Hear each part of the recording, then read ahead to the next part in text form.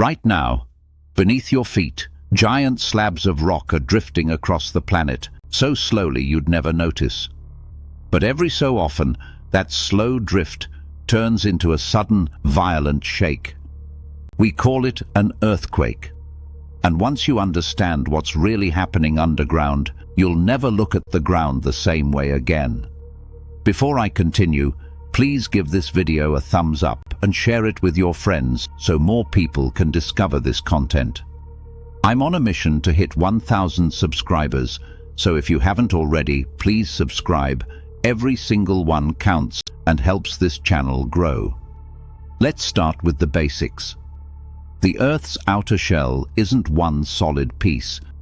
It's broken into giant pieces called tectonic plates. Think of them like cracked pieces of an eggshell floating on a soft, semi-melted layer of rock underneath. These plates are massive. Some carry entire continents. And they're always moving, just incredibly slowly, about as fast as your fingernails grow. Most of the time, that movement is smooth and unnoticeable. But sometimes, two plates get stuck against each other.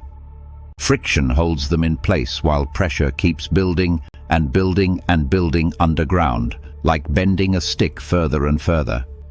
Eventually, that stress becomes too much. The rock snaps, and all that stored-up energy releases in an instant, sending shockwaves rippling through the Earth's crust. That's an earthquake.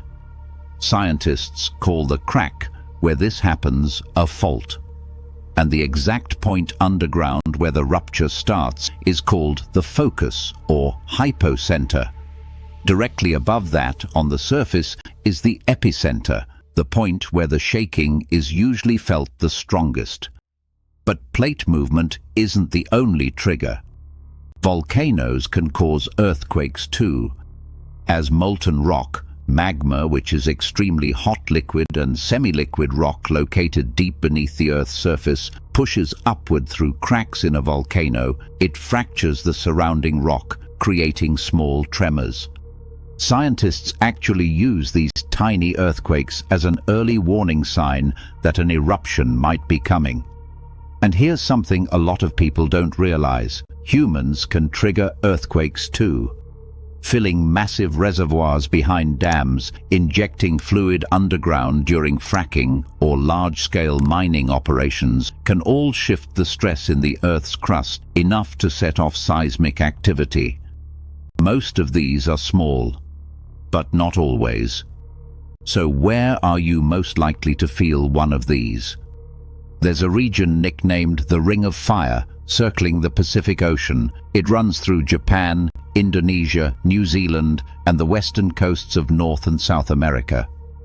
This single belt produces the vast majority of the world's earthquakes and volcanic eruptions. Other major hotspots include the Himalayas, where the Indian and Eurasian plates are still colliding, and the Mediterranean region, covering Italy, Greece, and Turkey. When a major earthquake strikes, the effects can be devastating. The ground can rupture and crack open. Hillsides can collapse into landslides. If the quake happens under the ocean, it can trigger a tsunami, a wall of water capable of devastating entire coastlines. And in certain soil conditions, the ground itself can temporarily behave like liquid, a process called liquefaction, causing buildings to sink or tip over. Here's the part that might surprise you. Even with all our technology, we still can't predict exactly when or where the next big earthquake will hit. What scientists can do is study fault lines, track seismic patterns, and assess risk, helping cities prepare buildings and emergency plans designed to save lives when the ground finally does start to shake. So, next time you feel a tiny tremor or hear about a major quake on the news, you'll know exactly what's happening far beneath the surface. Centuries of slow, invisible pressure finally breaking free. If this gave you a new appreciation for what's happening under your feet, hit that like button. It genuinely helps this channel grow.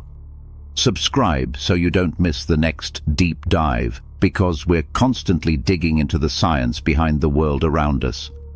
And I want to hear from you. Have you ever actually felt an earthquake? Drop a comment below and tell me what it was like. Or, if you haven't, tell me which natural phenomenon you want explained next. See you in the next one.